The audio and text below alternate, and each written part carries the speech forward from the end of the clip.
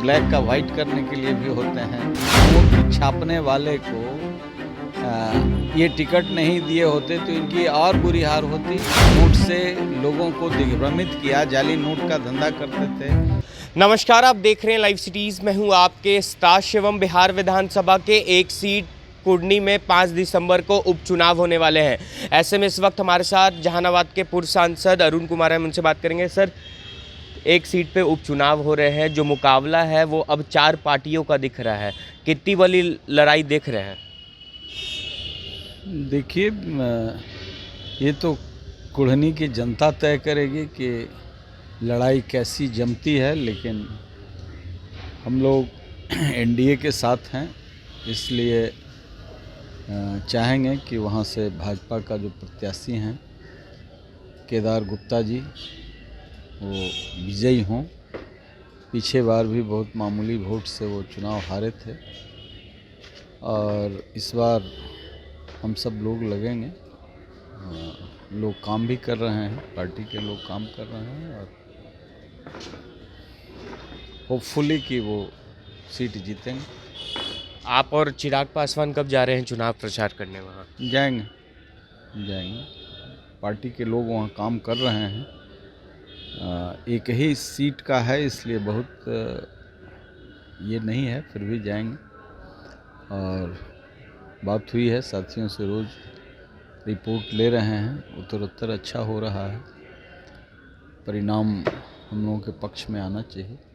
पर महागठबंधन के तमाम नेताओं के द्वारा यह कहा जा रहा है कि ओवैसी की पार्टी AIMIM का जो गठबंधन है वो आंतरिक तौर पर भाजपा के साथ हो गया है।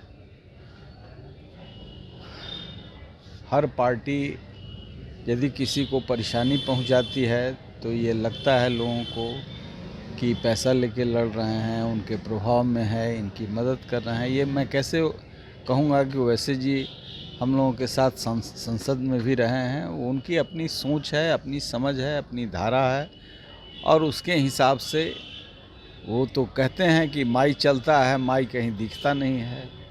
माई चलता है, माई कहीं दिखता नहीं है, मेन मुद्दा तो उनका वो है। तो वो एम को समझा रहे हैं कि माई माई करता है, माई कहीं दिखता नहीं है।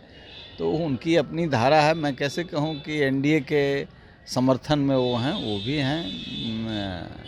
पार्टियां जो हैं और कई पार्टी कुछ निर्दलीय भी लड़ रहे हैं चुनाव, तो हम कहेंगे कि इनसे प्रभावित होकर, उनसे प्रभावित होकर के राजनीति में तो और लोकतंत्र में हर आदमी को 100 वोट भी आया, उसको लड़ने की इच्छा है तो अपना परीक्षण करेगा कि हम जो काम किए हैं, हमारी जो विचारधारा है, उसकी जीत होती है या हार होती है। लोकतंत्र की यही खूबसूरती है। इसीलिए भारतीय लोकतंत्र में किसी को भी चुनाव लड़ने का जो मानक रखा गया है, कुछ आधार बनाया गया कि दिवालिया नहीं हो, पागल नहीं हो, तो ऐसे लोगों को अपना अधिकार है परीक्षण करने का भी कि हम अपना समाज सेवा करते हैं या ये करते हैं, या हमारे पास पैसे बहुत है, उस पैसा का प्रयोग करके। ये तो कई तरह के लोग होते हैं, कुछ ब्लैक का वाइट करने के लिए भी होते हैं। तो बहुत तरह के लोकतंत्र में जीव जंतु, विचार, सब चीज़ पलता रहता है, चलता रहता है, इसमें उनको अधिकार है। इससे पहले भी सर 2 सीटों पर उपचुनाव हुए थे, गोपालगंज और मोकामा, और गोपालगंज एक बार फिर से भारतीय जनता पार्टी के पास ही आ गई। पर महागठबंधन के नेताओं का कहना है कि अगर ओवैसी की पार्टी वहां पर चुनाव नहीं लड़ती तो वहां पर भी महागठबंधन की ही जीत होती। अच्छा, ओवैसी की पार्टी नहीं होती तो महागठबंधन की जीत होती, उनका कहना है। हमारा कहना है कि नोट छापने वाले को ये टिकट नहीं दिए होते तो इनकी और बुरी हार होती। नोट से लोगों को दिग्भ्रमित किया, जाली नोट का धंधा करते थे, ये सब लोगों ने वहाँ कहा। मैं जानता भी नहीं हूँ। लोगों ने कहा कि ये नोट को नोट में बदल देते थे, नोट माने नोट पैदा करने लगता था, ये जाली नोट का धंधा करते थे। ऐसे व्यक्ति को भी टिकट दे करके इन्होंने अपना वोट परसेंटेज बढ़ा लिया। वो नहीं होते तो इनकी जमानत नहीं बचती, ऐसा भी लोग कहते हैं। कहा है कि समाज में अब हर तरह के लोग प्रलोभन ये वो चीज़ें चल रही हैं। सुचिता की राजनीति करने वाले बहुत कम लोग रह गए हैं। उनको वोट कैसे आया है, उनकी पॉपुलैरिटी पर आया है, वो उनको पता है।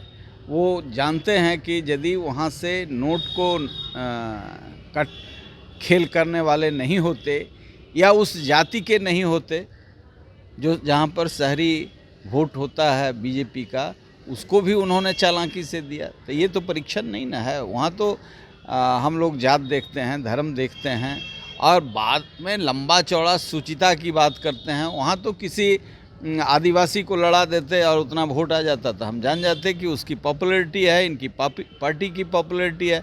इन्होंने तो सारा तिकड़म सोच विचार के महागठबंधन के लोग न 9 पार्टी, 9 जमात, 9 धारा, 9 विचारधारा, 9 लाठी, और उसके बाद भी हार जाते हैं और कहते हैं फलां नहीं होता था हम जीत जाते, फलां नहीं होता था हम जीत। अरे जीतने के तिकड़म में आप असफल रहे। एक आखिरी सवाल सर, मुकेश सहनी की पार्टी वीआईपी ने भी कुडनी में उम्मीदवार उतार दिए हैं जो कि भूमियार समाज से आते हैं। तो क्या लगता है कि ऐसे में जो भारतीय जनता पार्टी का कोर वोटर रहा है भूमियार सा, तो वो कटेगा या आपके ही पक्ष में वोट करेगा? अच्छा, इस जाति को लोग तो होशियार मानता है कि नहीं मानता है? तो वोट बड़ा कैलकुलेट करके देता है। ये ठीक है कि वहाँ से भूमिहार लोग भी जीतते रहे हैं, लेकिन जब कैंडिडेट वो बने हैं तो उनका भी अपना प्रभाव क्षेत्र है। सब वोट उन्हीं को मिल जाएगा ऐसा तो नहीं है। और इस जाति का अपना भी चिंतन होता है, उस चिंतन से भी लोग काम करते हैं कि ये जीतेंगे, हारेंगे, या कितना वोट इनको मिलना चाहिए या इनको कितना वोट देना चाहिए जिससे इनकी भी प्रतिष्ठा रहे।